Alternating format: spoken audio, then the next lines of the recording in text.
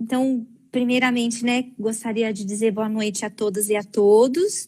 Estou vendo o pessoal já aí sinalizando que estão entrando aí na nossa live, né? Cumprimentar o Moacir, agradecer por aceitar o nosso convite.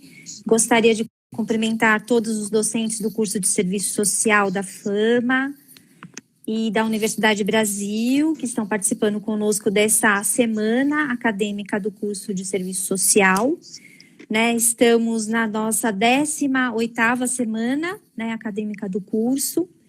Gostaria muitíssimo de agradecer à comissão organizadora dessa semana, né, que é uma atividade muito singular, né, diante das condições objetivas e concretas das nossas vidas, né, inclusive acadêmicas, né, de estarmos nesse distanciamento.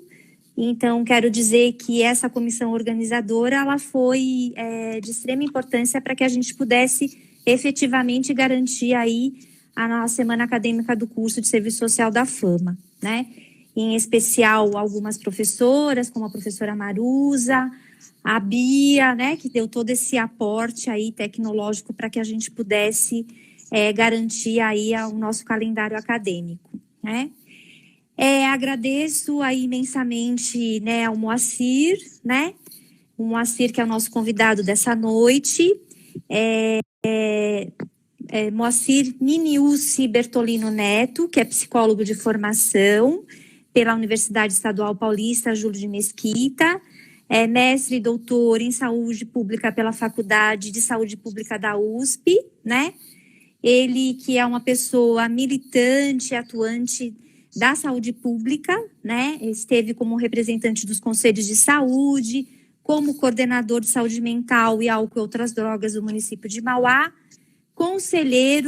também esteve como conselheiro do Conselho Regional de Psicologia, e hoje ele atua como gerente do CIAT 3 Brasilândia, que é um serviço integrado de acolhida terapêutica na região do Brasilândia, em São Paulo, que é, vamos dizer assim, que é um epicentro aí de toda essa pandemia, né? E a gente inicia, né, agradecendo a toda essa infra e ao Moacir por estar conosco, a semana, né, de debate, que é a Semana Acadêmica do Curso de Serviço Social, que traz como mote, né, como temática, o serviço social frente à produção destrutiva do capital, né?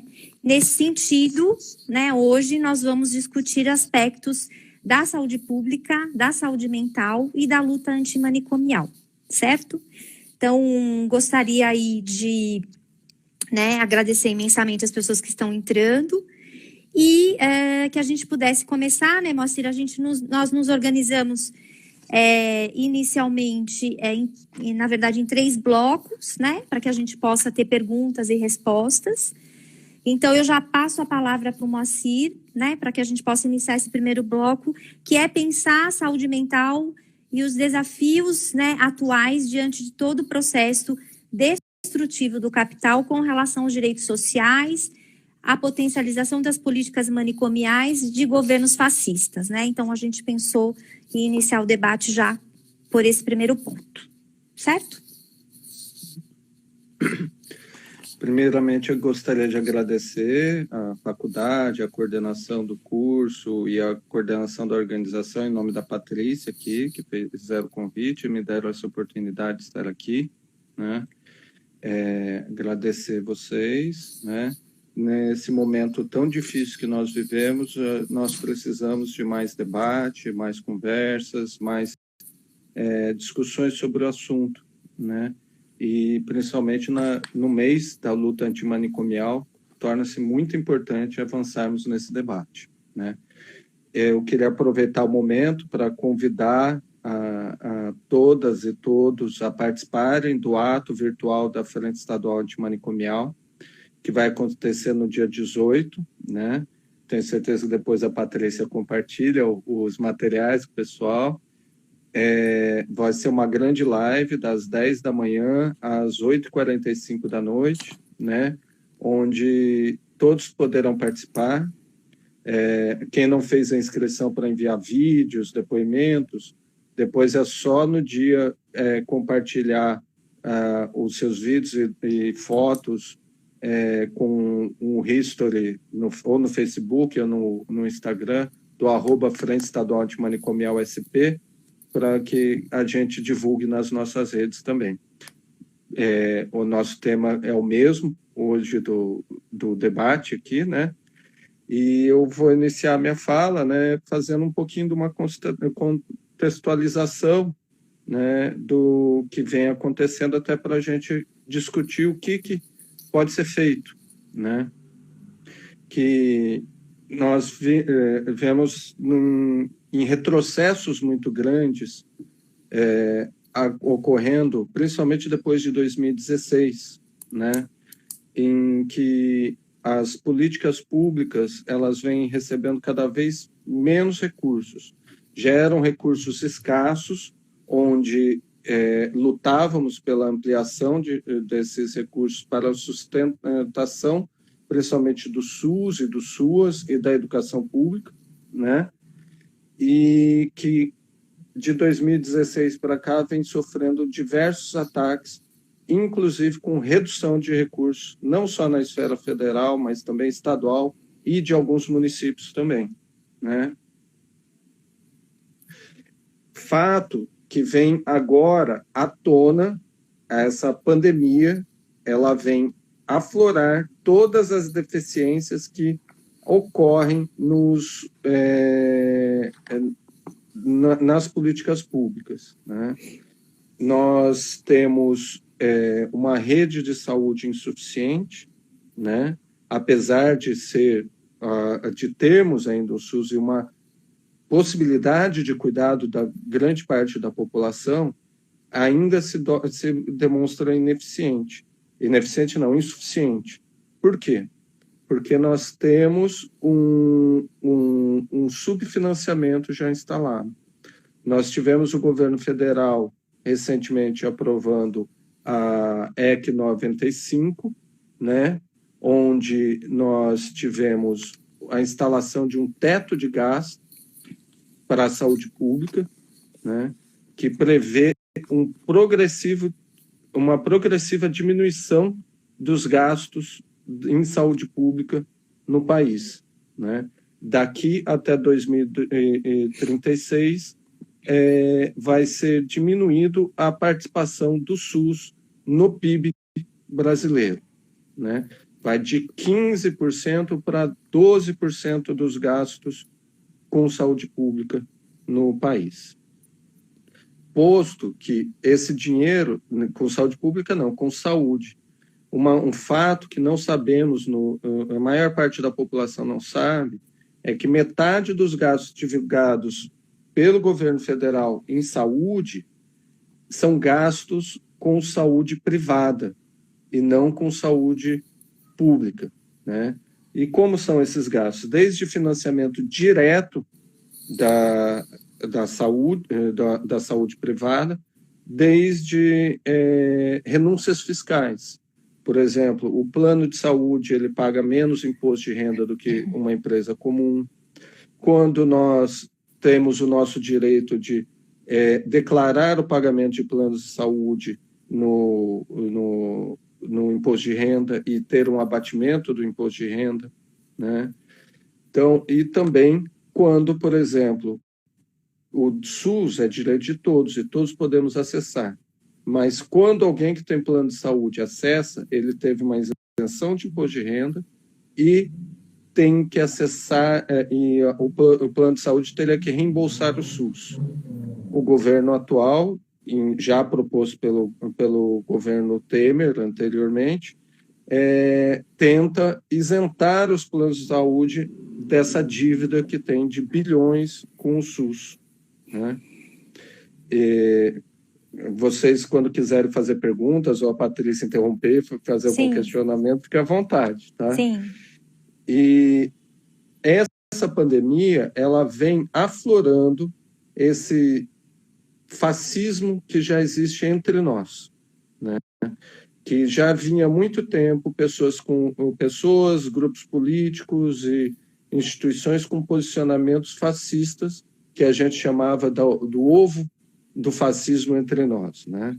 Como hoje o Rogério Giannini disse, já não estamos mais com ovo, a gente já está com a serpente ali, está governando para a gente, né?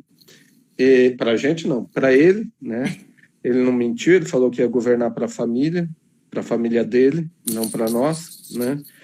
E a gente vem progressivamente o corte via legislação de um governo autoritário nos direitos sociais antes garantidos para a população.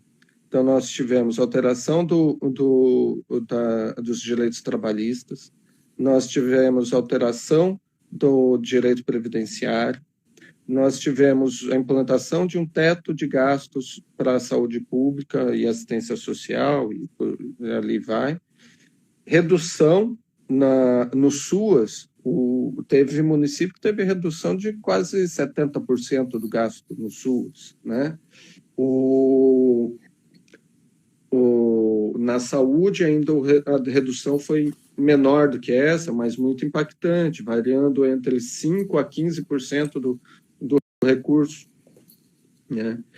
E tínhamos, até bem pouco tempo atrás, não que seja diferente com o ministro da Saúde atual, um ministro de Saúde que antes da pandemia pregava o fim do SUS, né? E que com a pandemia viu que a única solução para ter menos mortes, além do isolamento social, é o SUS. Sim. Né? Então, partindo para... E em cima de um discurso fascista que nega a existência de uma filosofia ou de ciência, né? Porque a argumentação, por mais que todos aqui estão estudando uma ciência, que é o serviço social, assim como eu fiz psicologia, outros fizeram outras disciplinas, então há uma negação do estudo, da ciência, pela argumentação do que eu acho isso e acabou, né? O que traz a filosofia do botequim para o governo e para a tomada de decisões estratégicas para o cuidado da população, né? Então, nós temos, ao mesmo tempo, um governo autoritário, fascista, e também, ao longo do tempo, também temos problemas na implantação de políticas públicas, que já eram subfinanciadas e agora estão à beira do caos, né? Então, nós temos, às vezes, profissionais despreparados. Recentemente, no município de São Paulo, o município decidiu, na pandemia, de retirar os leitos de hospitais gerais e passar aquelas pessoas que estavam para os CAPs 3, né? É lógico que tem várias maneiras de serem feitas essas articulações, mas ter como resposta o CAPS não é o lugar de crise, não é isso. O CAPS sim é o lugar de crise, sim é o lugar de cuidar dessas pessoas. Então, nós temos, e sim, se vai passar todo mundo ou ampliar o número de leitos no CAPS, precisamos de mais recursos e mais profissionais no CAPS. E de insumos, né? Em plena pandemia, em todos os municípios, eu não falo do município de São Paulo, tem que ser garantido em todos os serviços essenciais o acesso aos EPIs, né? Para que nem o trabalhador passe para o usuário do serviço, nem o contrário, né? E nós temos, no meio de todo esse contexto, um governo federal que tenta a todo tempo desviar a atenção da crise pelo Covid, da crise financeira criada por ele mesmo, para pequenos escândalos, né? E que a grande parte da população vai atrás desses pequenos escândalos e não presta atenção justamente no que importa, que é como a população está sendo cuidada, né? Eu acho que eu falei bastante, eu não sei se a gente já... Eu queria aproveitar aqui para agradecer, né? Tem estudantes da Unip, eu me referi à Universidade Brasil, que é a mesma universidade, né? Campus Fama, o pessoal do Campus Itaquera, obrigada por vocês estarem aqui conosco, docentes e estudantes, né?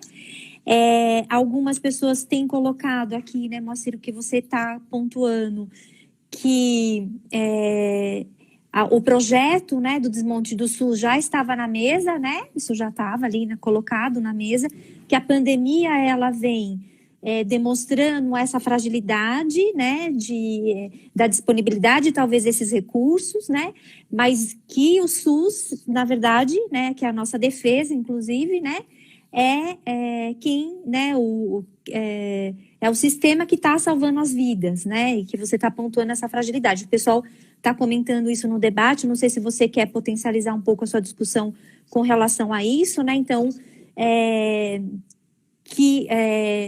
vamos dizer assim, o Sistema Único de Saúde está salvando a população brasileira, porque se nós não o tivéssemos, né, nós teríamos números que seriam muito mais assustadores do que são, né, com relação à pandemia, né, de como esse projeto já estava colocado na mesa, né, de acabar com o SUS, né, e de desviar os recursos, né, algumas pessoas colocam, tiram verbas da saúde para o sistema financeiro.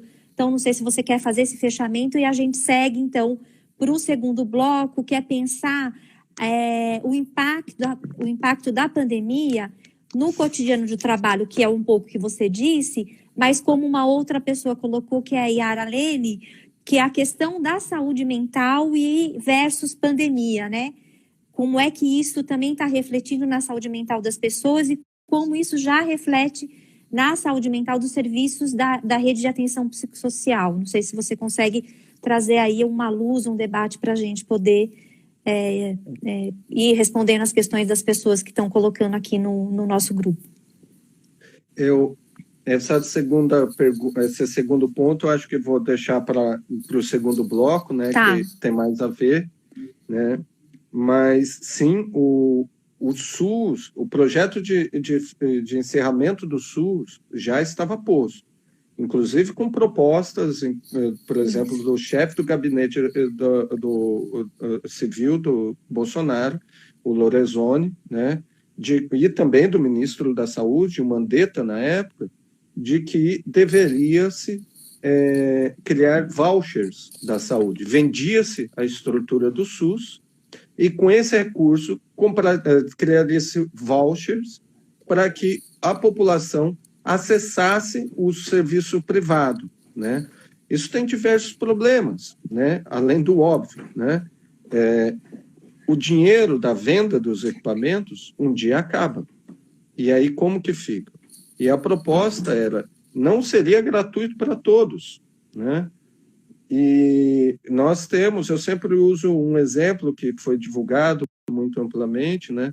De que no Brasil tem muita área rural, né? Que enquanto no Brasil o acesso a um soro antiofídico é gratuito, nos Estados Unidos, que é saúde privada, custa $140 mil.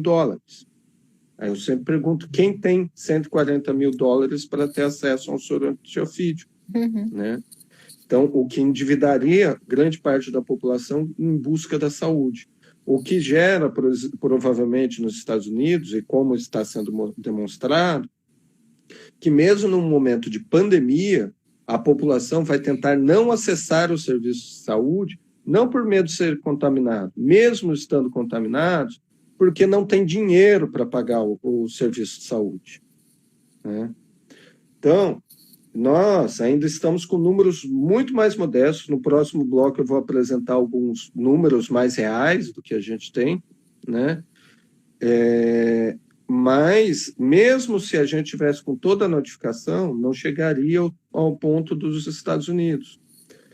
Então, o que nos salva ainda é um SUS que, além do cuidado com as pessoas contaminadas e cuidar de saúde dessas pessoas que estão com Covid, nós temos, através dos CAPs, da atenção básica, um cuidado com os outros problemas de saúde, evitando que essas pessoas vão parar em hospitais. que imagine se não existisse atenção básica e CAPS, o que num isolamento social ia ter de pessoas em surto, com ansiedade, com pressão alta, diabetes descompensada, acessando os hospitais, né? E ampliando ainda mais as contaminações, porque ia gerar aglomeração, Sim. né? Então, ia gerar diversos outros problemas, né? Então, nós temos claramente, previamente instalado, uma violação muito grande dos direitos da população, que já era o subfinanciamento e praticamente o não financiamento do SUS e do SUAS, né?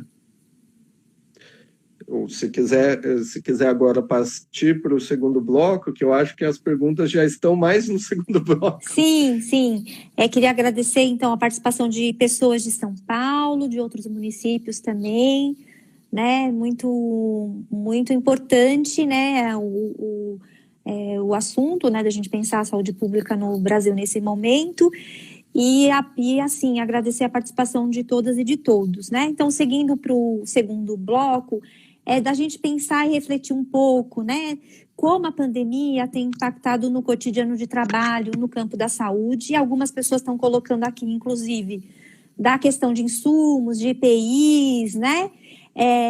E, sobretudo, pensar nesse impacto no campo da saúde mental, né?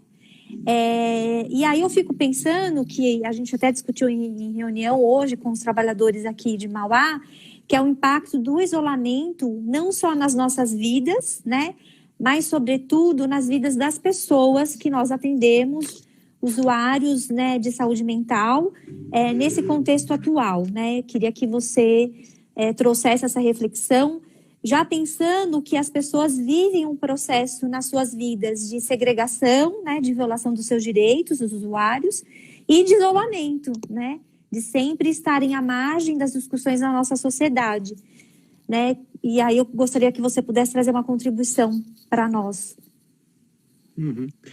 Então, antes de falar dessas perguntas tudo, eu vou colocar como que nós estamos no momento, né?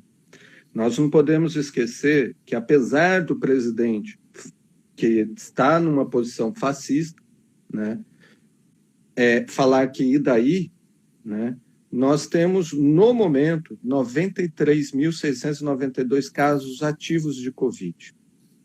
Já são 173.142 mil casos que foram notificados no país. 12.065 mortes. E ainda bem, 67.384 pessoas recuperadas. Isso, dados oficiais. Sabemos que há uma subnotificação muito grande disso, né?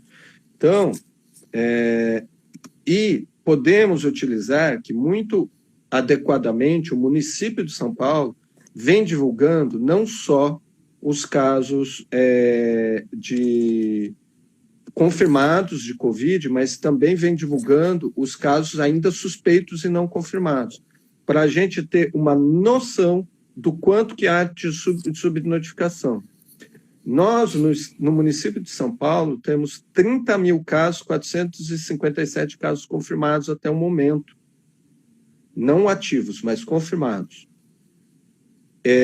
Vocês lembram que os casos confirmados do país são, até algum momento, são 173 mil. Mas no município de São Paulo, além desses 30 mil, tem outros 113.408 casos suspeitos. É mais que o triplo dos casos confirmados. Então, provavelmente, nós temos uma subnotificação gigantesca, né, de mais de 100% no país. Então, e as mortes confirmadas no município de São Paulo, por Covid-19, são 2.430. E os casos suspeitos de mortes são 2.708. É o dobro, né? juntando, são 5.138, o dobro dos confirmados. Então, é uma situação muito grave e que vem, no momento, incidindo nos insumos. Eu falei disso porque o governo federal tinha como, no momento que a crise foi estabelecida da pandemia, o ministro da Saúde, o presidente, eles poderiam, através de força da lei, forçar empresas que tinham essa capacidade de produzirem, não que vão confiscar, mas iriam pagar para elas produzirem, insumos para os serviços de saúde, assistência social e serviços essenciais, como máscaras, viseiras, toucas, jalecos, toda a infraestrutura, né? Então, não foi feito. Então, a gente continua dependendo de importação desse material. O mundo depende de fornecimento de insumos, de EPIs na área de máscaras, esse tipo de EPI, da China. E a China estava em pandemia. Ela não ia liberar.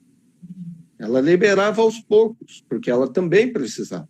Então, o que aconteceu vai provavelmente mudar a estrutura de como o mundo vê, espero que mude, o fornecimento de insumos desse tipo, essenciais.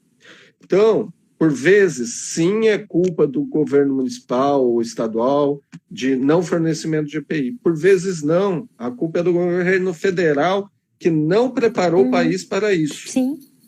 Né? Tem município que não tem dinheiro para comprar, mas aí o governo federal e estadual deveria financiar. E tem município também que está igual o presidente da República, que nega a pandemia, que fala que é uma gripezinha, né? No momento, aí, passando para falar do isolamento e mais da nossa área, que seria a luta antimanicomial e esses cuidados que nós estamos tendo, enquanto o governo federal, enquanto nós estamos preocupados com a população que está entrando em isolamento, no mundo foi constatado que sim, é preciso isolamento social, mas que é impossível o isolamento social dentro de instituições asilares. Isso serve para as prisões, para os asilos, para os hospitais psiquiátricos, para as comunidades terapêuticas, clínicas, os manicômios em geral. Por quê? Ali eles já estão em isolamento, mas eles estão em isolamento coletivo. Eles não estão isolados, porque há o trânsito dos trabalhadores que entra e sai, eles estão em quartos coletivos, banheiros sem privacidade, refeitórios gigantescos, pátios, eles estão lá nos pátios como gado, né? Então, não existe um isolamento. Na Itália, em outros países, foi constatada uma contaminação muito grande dessas pessoas. Teve países que decidiram por liberar provisoriamente as pessoas com crimes leves dos presídios. Não liberaram aqueles que tinham um risco eminente de cometer novamente e muito rapidamente outros crimes, mas que são muito poucos. Né? Enquanto isso, no país, o governo federal ele emitiu um documento recomendando que nas instituições manicomiais do país continuassem funcionando as comunidades terapêuticas, os hospitais psiquiátricos, e aqueles novos internos fossem submetidos a isolamento forçado de 14 dias. Então, eles já estariam no manicômio e em solitária. E, além disso, as pessoas que fossem contaminadas nesses espaços deveriam ser transportadas imediatamente para um serviço de saúde público Eles são, o governo federal aprovou eles como serviço de saúde. Então, eles não estão ofertando cuidado. Isso denuncia novamente a visão única e exclusiva do lucro dessas instituições com o sofrimento dessas pessoas. Enquanto isso, as nossas residências terapêuticas, as nossas unidades de acolhimento sofrem com a falta de insumos pelo país todo, né? Falta de comunicado de como deve proceder. Algumas residências terapêuticas entraram em auto-isolamento, né? Outras estipularam procedimentos. Pode haver contaminação? Pode, porque eles estão livres e ainda há circulação necessária dos trabalhadores. Mas temos que ter garantido os EPIs para que nós, trabalhadores, não passemos para esses moradores das residências terapêuticas. Nós também temos que nos preparar que quanto mais se prolongar o isolamento social, mais o que estão chamando da quarta onda da pandemia vai se tornar muito forte. O que é a quarta onda da pandemia? É os efeitos sobre a saúde mental da população. A população, mesmo que em menor grau, que não é a mesma coisa, estar no hospital psiquiátrico, sem perspectiva de quando vai sair, com toda a sua liberdade privada, sem ceder os seus direitos, é muito diferente do que o isolamento que a classe média está fazendo, e a classe alta, né? Porque é um isolamento em casa, com rede social, com conversa, né? Vou no mercado, vou na farmácia, às vezes nem cumpre o isolamento, né? Mas é diferente. Mas mesmo assim a classe média alta e a população mais rica está percebendo que isolamento não é legal. Eu não incluí as classes mais vulneráveis, por quê? Para as classes mais vulneráveis, o isolamento é entre aspas, né? Porque como você vai se isolar numa casa de 2 cômodos ou de 1 cômodo que moram 5, 6, 7 pessoas? Ou como você vai se isolar se você não tem renda e precisa, né? Mas a resposta não é liberar o comércio igual o governo federal quer. O governo federal tem que garantir a renda dessa população. Pagamos impostos. Eles pagam os impostos também. E, nesse momento, financiar fontes de renda para essa população, né? Mas diferente do que foi feito pelo governo federal, com um aplicativo que não funciona e está gerando filas e aglomeração na frente dos bancos e das lotéricas, né? No funcionamento nos serviços, nós estamos com o máximo possível de distanciamento, né? Tentando fazer atendimentos telefônicos, tentando só atender nos momentos de crise, presencialmente, ou renovação de receita quando estritamente necessário, né? Visitas domiciliares na porta de casa para não entrar e gerar risco de contaminação ou por parte de um ou por parte do outro, né? Nas residências terapêuticas é um grande desafio, por mais que sejam menos pessoas, mas tem a circulação de trabalhadores, né? Estão implantando tapetes com água sanitária, o trabalhador entra e já vai direto para o chuveiro tomar banho e isolar a roupa, com EPI, né? Mas com EPI quando? Quando existe, né? Quando existe. Sei que muitos municípios não têm EPI, né? Muitos municípios não têm os recursos do município de São Paulo para compra de EPI. Sim. Né? Que é muito diferente você chegar lá para um município de 10 mil pessoas, eu vou fazer uma comprinha de insumos, né? O preço se eleva. O município de São Paulo compra aos milhões. Sim. O preço baixa, né?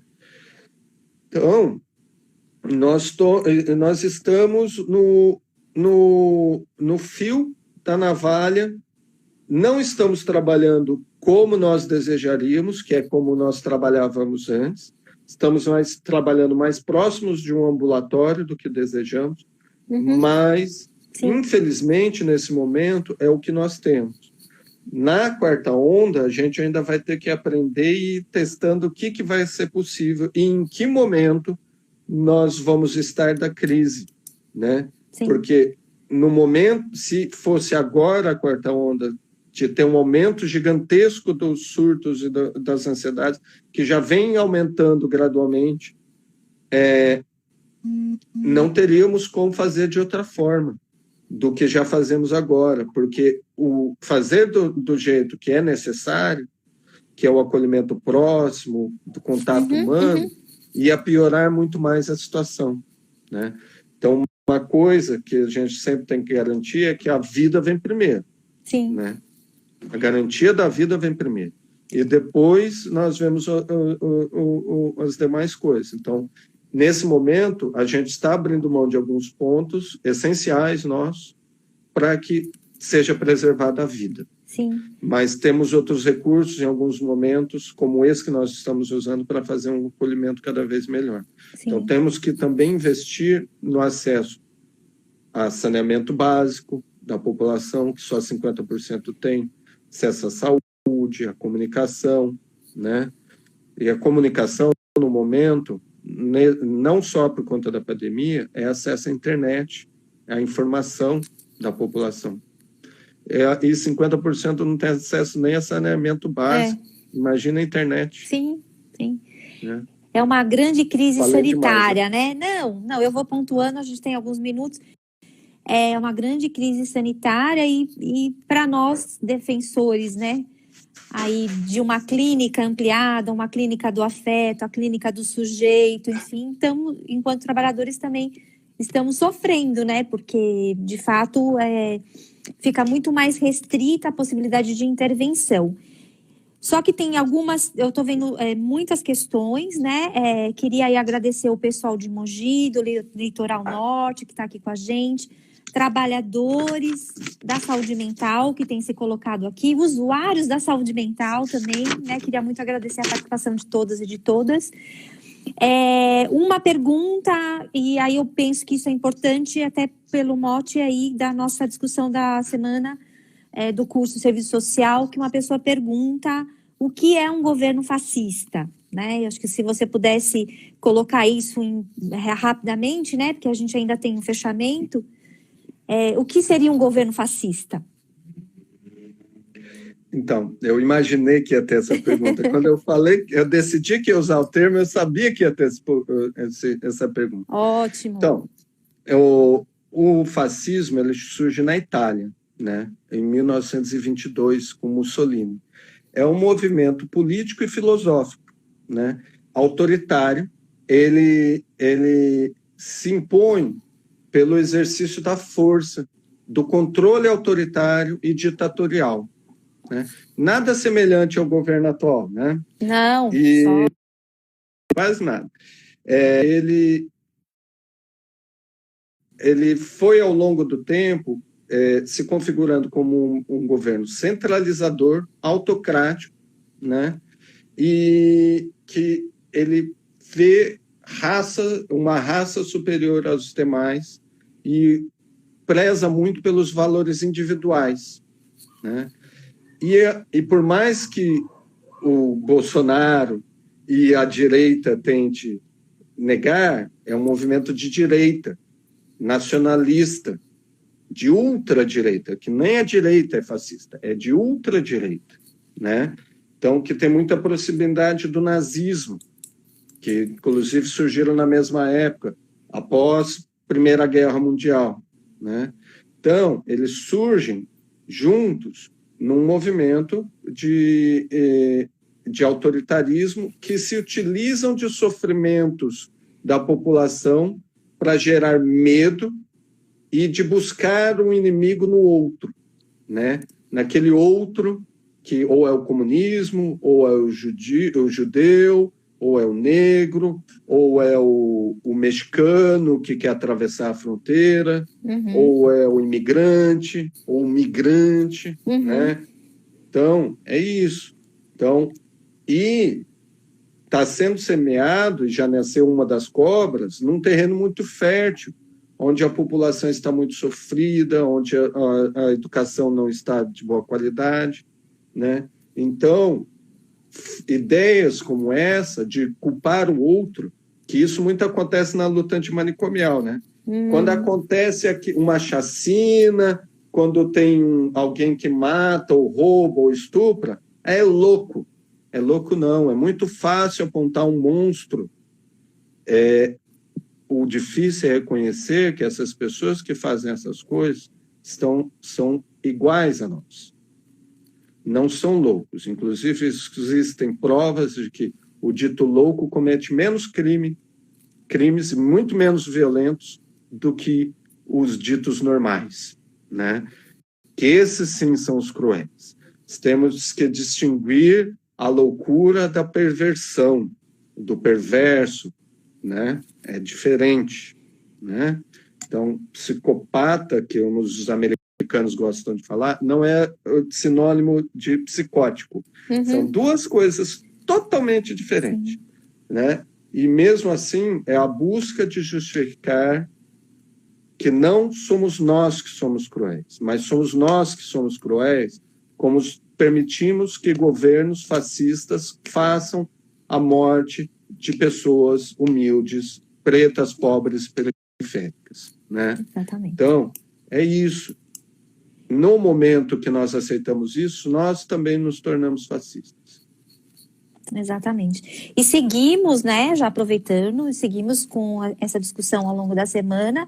Inclusive, amanhã o professor Weber vai trazer uma discussão sobre esse projeto fascista, um projeto de eugenia, né, que é desse legal. processo de higienização, né, dos mais vulneráveis, né, dos processos aí de exclusão. Então, é importante a gente seguir.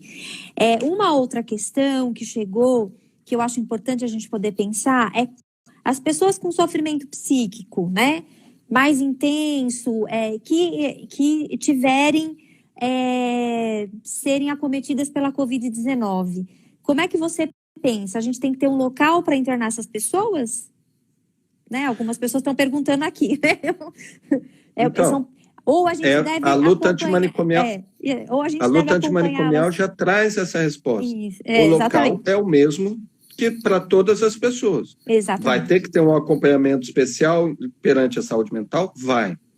Infelizmente, existem pesquisas demonstrando que as pessoas que utilizam psicotrópicos são acometidos de sintomas muito mais graves da Covid. Né? Então, essas pessoas que às vezes tomam sem necessidade os medicamentos psicotrópicos, que eu sei que tem muitos profissionais de saúde, inclusive, que faz uso abusivo disso, parem, tá? Porque não vai fazer bem. Sim, né? Sim. Então, mas, infelizmente, a nossa população assistida, por muitas vezes, precisa de medicação para se manter mais calma e organizada. Né? E principalmente nesse movimento de isolamento social, que infelizmente eles não estão tendo acesso completo a nós, profissionais da saúde mental. Sim. Para a sua própria segurança, que às vezes somos nós que podemos infectá-los, né? Exatamente. Que é um vírus que não tem preconceitos, né? Ele contamina todo mundo. E pensar um pouco, Moacir, já dá um gancho aí, que muitas pessoas estão falando das pessoas vulneráveis, pessoas em situação de rua também. Que aí o vírus não tem preconceito, mas as políticas públicas têm, né? Então, quem não tem acesso à água, quem não tem acesso a uma residência ou a residência precária, está mais vulnerável à Covid-19. E sinto muito, residência precária não é só nas comunidades, nesses espaços. Ao longo do tempo, nós também, a classe média baixa, a classe média, não a classe média alta, que aí tem dinheiro, fomos aceitando a morar em espaços cada vez mais inadequados, né? Onde não tem área de serviço para a gente guardar a roupa suja, onde não tem um espaço, onde amplia a possibilidade de contaminação, mas nada perto do que acontece dentro das comunidades ou para as pessoas em situação de rua. Sim. Então, para essas pessoas é muito mais difícil se prevenirem de contágio. Não que seja possível, ao longo do tempo, ficar completamente imune e imaculado perante o Covid. Ao longo do tempo, provavelmente o Covid será algo como o H1N1, que todo mundo já teve em algum momento. Só que é muito diferente todo mundo pegar ao mesmo tempo e morrer milhões de pessoas do que a gente, como fala, achata a curva. Sim. E o sistema de saúde consegue absorver e cuidar e a letalidade se tornar muito menor, né? Infelizmente, nós não temos vacina, não temos medicamentos. E é algo muito difícil de conseguir a curto prazo, né? Tomara que consigamos, né?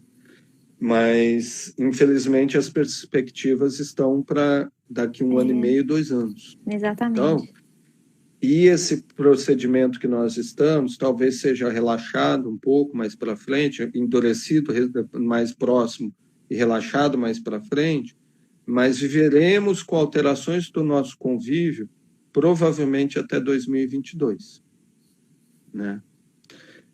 Salvo algum laboratório público, provavelmente, ou algum outro laboratório conseguir a vacina. Tomara que seja público, que senão vai ficar muito cara também. Né? Exatamente. No mundo é por financiamento público, por mais que as pessoas achem que deva ser privado, quem financia são os governos. Né? Muito embora o nosso governo cancelou, né, todas as bolsas para as pesquisas, né? Mas agora está retornando, enfim, né? Então... Até tem a promessa do ministro da Ciência e Tecnologia, está acabando o prazo, que seria feita a pesquisa, que teria um medicamento até 15 de maio. Né? Eu falei para todo mundo, se com todo o rebaixamento dos recursos para pesquisa, ensino, nós que descobríssemos a cura para o Covid, a gente ia ter que ser estudado, viu? Porque é impossível a gente fazer isso com tão pouco recurso que a gente tem, né? Sim. E se você pensar que o governo Bolsonaro fala que só tem orgia nas faculdades e que é um bando de vagabundo, então a gente estaria muito bem, né? Mas infelizmente não é essa a nossa realidade. Verdade. Eu queria dizer, né, que hoje é dia 12 de maio, que é o dia de comemoração, né, vamos dizer assim, do profissional de enfermagem, né? Então, estou vendo aqui algumas pessoas participando, né? Então, vamos dizer aí parabéns, né, às pessoas que estão na linha de frente, enfermeiros e enfermeiras, aguerridos aí, não só na nossa luta antimanicomial, mas na luta aí contra a pandemia, né? Então, algumas pessoas colocaram aqui, né? Eles são das categorias mais afetadas pela Covid, pela sua exposição. Exatamente. Temos sim que levantar a bandeira que as outras 13 profissões da saúde também estão expostas. Mas sim, a enfermagem é a mais exposta que tem no momento. Sim. Colocar aqui a professora Maruza traz, né, os números atualizados hoje de óbitos, né, no Brasil, 12.400 mortes, né, pela pandemia. Eu penso que a gente já está quase no nosso tempo, infelizmente passou muito rápido. A gente tem 10 minutinhos e uma das pessoas também colocam, né, as pessoas vão trazendo as discussões, como é pensar, né, diante dessa pandemia, diante desse contexto todo, né, a luta da frente antimanicomial, né, que era o terceiro ponto que a gente tinha pensado em fazer o fechamento, né, dessa noite. Como então, né, já diante de inúmeras dificuldades que a gente veio vivendo ao longo desses últimos anos, né, desse governo fascista, da retração das políticas públicas, dos direitos, enfim, materializar a luta e a resistência em tempos de barbárie, né, como diz minha colega, a professora Adriana. Como que é pensar isso e pensar na luta antimanicomial nesse contexto? Qual a luz, Moacir? Então, felizmente, a Frente Estadual começou rapidamente a já agir via os canais que são possíveis, né? Que é via a tecnologia, né? A gente tentou sustentar o 18 de maio na rua até onde deu para sustentar, mas vimos que não seria possível. Mas a gente está agindo junto com as instituições, né? Então, a gente entrega denúncias para o Conselho Nacional de Saúde, de Direitos Humanos. Não vou dizer quais agora, mas tem municípios, inclusive do ABC, que estão sendo denunciados pela falta de EPI e pela falta de cuidado em saúde mental, né, da população nessa época de pandemia. Estamos agindo pelas vias legais e pelas vias institucionais o mais rápido possível, né? Eu sei que agora é mais difícil, que não tem o presencial, não tem a discussão mais aprofundada, né? Mas o que nós também estamos pensando? Está tendo uma proposta, já estou tendo algumas conversas com a Fernanda Nicásio e com outros. A gente está pensando na reativação dos espaços antimanicomiais, só que via redes sociais, né, para fazer um papel tanto de acolhimento dos trabalhadores e dos usuários, tanto de politização, né? Que um ponto essencial, que é desse bloco que a gente está discutindo, do que fazer, tem a ver com o que a gente não fez na nossa vida e na nossa história. Quando a nossa família, os nossos amigos dizem: eu não quero discutir política, ali que a gente falhou.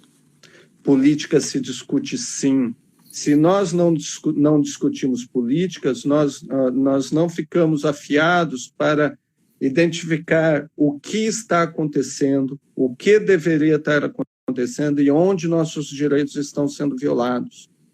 Então, precisamos voltar a discutir política em todos os espaços. Não pode haver censura. Aí entra o fascismo, a censura. Nós estávamos já vivendo sobre alguns que a gente chamava do ovo do fascismo, né? Não pode discutir política. Por quê? Por que não pode? Não, porque senão dá briga. Aí é a violência do fascismo. A violência que vai agredir aquele que o contraria, e às vezes fisicamente, né? Então, precisamos nos preparar para o pós-pandemia e também durante a pandemia já estarmos brigando e lutando pela continuidade de políticas públicas e pelo real financiamento dela. Que enquanto está a pandemia aqui, a Câmara Federal está aprovando projetos do governo federal que estão tirando direitos nossos, né? Por exemplo, a carteira verde e amarela, né? Que eles mandam que a gente vá negociar com o patrão, né? Quem já tentou negociar com o patrão sabe muito bem como que é a negociação com o patrão, né? Se você vai negociar diretamente, você perde, né? Não, mas se você é um bom profissional, tudo... Não, gente. Existem milhares de pessoas como nós, como eu, como você, como qualquer um. Ninguém é substituído, né? Principalmente numa situação de um neoliberalismo que não tem a ver com qualidade, tem a ver com lucro. Se você é um profissional muito bem pago, você não está dando lucro, né? Então, nós... E que tem a ver com o que a gente está discutindo, né? Que é a produção destrutiva do capital, das relações, dos serviços, né? Tudo isso que a gente discutiu nos 3 blocos tem a ver com o tema. O capital é o grande comandante dessa perseguição da população mais pobre, porque a pandemia veio aflorar isso porque demonstrou que o capital que fala que vai nutrir todo mundo não nutre, explora. Se você não está trabalhando, morra. É isso que o capital quer. Sim. Né? Sim. Porque se você não trabalha, você traz prejuízo para o capital. A não ser que você faça parte daquele quadro de reserva que tem que estar desempregado para que quem esteja empregado tenha medo de perder o emprego. Né? Mas se há um excesso disso, o capital não gosta. Então, Sim. quer que morra. Né? Sim. Tem uma pergunta aqui, Moacir, que é um estudo recente sobre o antipsicótico, que é antigo, como medicamento para anti-Covid. Você ouviu dizer sobre isso? Infelizmente, eu não vou poder opinar sobre isso. Se você puder me mandar depois, Tá mas bom. eu não eu tomei também conhecimento. Eu penso também que isso são várias, vamos dizer assim, várias especulações, né, que também começam a existir nesse momento, sem comprovação científica, enfim. Sim. Né? Igual a hidroxicloroquina, né? Que inclusive agora os estudos estão apontando que mesmo com os efeitos colaterais, que são muito graves, ela não diminui a mortalidade. Exatamente, né? Eu penso que dizer, né, que os princípios, né, que fundamentam, né, e fundam a luta antimanicomial, né, e os movimentos, né, que caracterizam as lutas sociais, a garantia dos direitos, né, o protagonismo do cidadão, sobretudo de uma sociedade que respeite as diferenças e a diversidade, né, coadunam muito com o projeto ético-político do curso de serviço social, né? Tô dizendo aqui, reforçando da importância desse debate da luta antimanicomial, da saúde mental para os profissionais todos, né, e sobretudo para os profissionais assistentes sociais, né? Então, eu quero dizer isso, que a gente está quase finalizando aí, tem 3 minutinhos, e eu não sei também se o Moacir já gostaria de finalizar, de contextualizar para a gente como é que vai ser a partir do dia 18, né? Como é que essa atividade da luta antimanicomial, como é que nós aqui podemos participar, como é que a gente pode se fortalecer nesse dia, nessa data, quais são os espaços virtuais para a gente poder fazer esse fechamento? Eu agradeço o espaço para contar como que vai ser. Nós teremos uma grande live das 10 da manhã até as 20h45. Às 10 da manhã, nós teremos a apresentação de um vídeo sobre os outros atos antigos da Frente Estadual de Manicomial. Só 2 segundos, a gente finaliza aí com o pessoal. Né? Já queria aproveitar para agradecer imensamente por suas contribuições. Foi maravilhoso poder estar aí de novo contigo. Um grande prazer, satisfação aí estarmos aí sempre podendo fazer trocas, né? Assim, quero dizer que me sinto muito feliz de estar de novo aí com você. Saudades do nosso tempo. Eu também sinto saudade. Trabalhamos juntos na saúde mental de Mauá. Você na coordenação do CAPES adulto, eu lá na coordenação de saúde mental, álcool e outras drogas, que eu gostava de chamar de coordenação da atenção psicossocial, né? E foi um tempo muito bom. Foi. Eu sinto saudade. Fizemos a revolução. Eu, antes de falar como que vai ser o ato, eu queria agradecer o convite em seu nome, Patrícia, agradecer à faculdade, ao curso e a todos os participantes, à comissão organizadora, a Bia, que nos ajudou bastante, né? Que eu sou novato no Instagram, né? 2 semanas só. Imagina eu, né? Estamos ficando velhos. E agradecer a todos os participantes, desde alunos da faculdade, de outras faculdades, militantes, profissionais de saúde e os usuários, que são demais, que é por eles que a gente luta, né? Continuando falando do ato, então, dia 18 de maio, às 10 horas, começam as apresentações dos vídeos que foram inscritos, né? E já foram enviados até amanhã, que estão enviando quem já se inscreveu. Às 18h30, começa a primeira roda de conversa, que será Democracia Antimanicomial e Gênero, né? Falando dessa perspectiva, onde a Fernanda Magano vai coordenar, teremos a deputada estadual Beth Saão, uma representante do CRP, da Rede Ecosol e o Mário Moro. Eu só não falei os nomes porque eu não lembrei agora, depois eu te mando. E a segunda mesa, às 19h45, que contará com a presença do ex-ministro Arthur Quioro, né? O ex-presidente do Conselho Nacional de Direitos Humanos, o Léo Pinho, eu coordenarei, a Isilda estará presente também, que é usuária do Serviço de Saúde Mental, aqui da Zona Leste, eu devo estar esquecendo de alguém, e também estamos tentando ter uma participação especial do ex-ministro da Saúde, Alexandre Padilha, também. Que legal. Né? Só que estamos negociando porque parece que ele tem uma live no mesmo momento. Como que os serviços podem participar? Depois eu mando para vocês, você pode divulgar, serviços, militantes, todo mundo pode participar. Nós estaremos organizados para responder a todo momento todas as perguntas caminhadas no Facebook, no Instagram, no YouTube e na própria live, né? A live será transmitida pelo YouTube, retransmitida no Facebook e no Instagram, né? Então, será de fácil acesso. E teremos pessoas que estarão lá para responder os chats, ou digitado, ou para pedir para na live responder, né? Além disso, é só você, ou no Facebook ou no Instagram, postar uma foto ou um vídeo que no texto de descrição você coloque o history da frente do Instagram, que é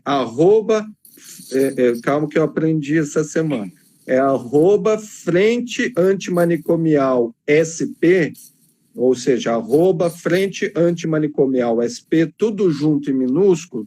Você vai estar marcando essa foto ou esse vídeo e a gente vai conseguir reproduzir esse vídeo no Facebook e no Instagram da frente. Legal, tá? legal. Talvez não no próprio dia 18, mas a gente, se for muito volume, a gente vai continuar ao longo da semana divulgando essas fotos e esses vídeos também.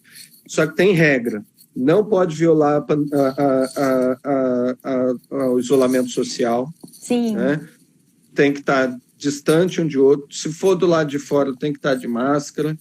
Não pode aglomeração, não pode beijo, abraço, aperto de mão, nem estar a menos de 2 metros de distância entre as pessoas. E para assistir, a gente pede também o respeito às regras de isolamento social. Né? Ótimo. E depois você manda, nós vamos postar tudo aqui no Instagram para as pessoas, né? E convidar os nossos estudantes, enfim, a toda a comunidade acadêmica para estar participando também. Te mando já. Tá joia. Bom? Então, gratidão. Eu agradeço. Gratidão a todos e a todas que estiveram conosco nessa noite. Lembrando que amanhã nós seguiremos com o professor Weber.